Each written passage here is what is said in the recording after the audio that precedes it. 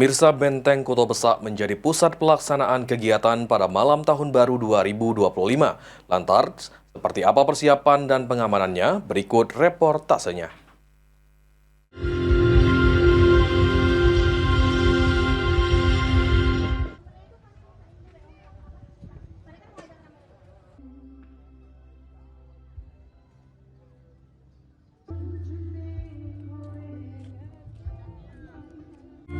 Pemirsa PAL TV, apa kabarnya? Sedang sekali saya Rara Evi bersama Juru Kamera Ilhan Wahyudi melaporkan langsung di pelataran Benteng Kota Besak.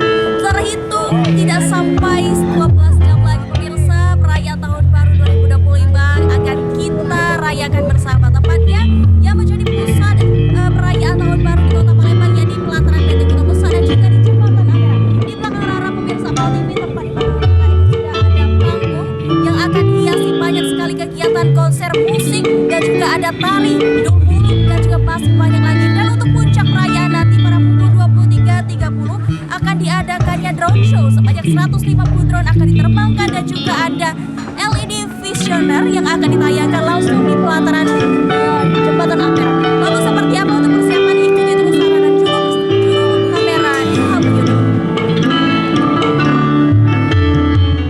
Saat ini Rara bersama Sekretaris Satpol PP Kota Palembang, Bapak Dr. Harrison, SIP, SHMA. Selamat siang Bapak. Siang. Gimana kabarnya Pak? Baik, alhamdulillah. Alhamdulillah. Ini menjelang perayaan Tahun Baru 2024 ini, bagaimana persiapan ya Pak?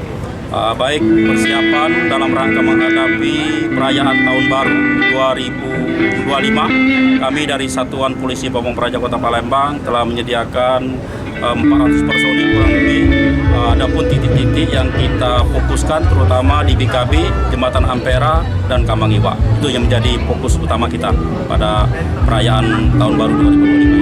Baik. Lalu untuk titik yang paling ramai Pak, itu ada berjumlah berapa personil Pak? Untuk yang paling ramai terutama di BKB, Jembatan Ampera itu 250 personil. Sisanya baru kita tanamkan di Kamangiwa dan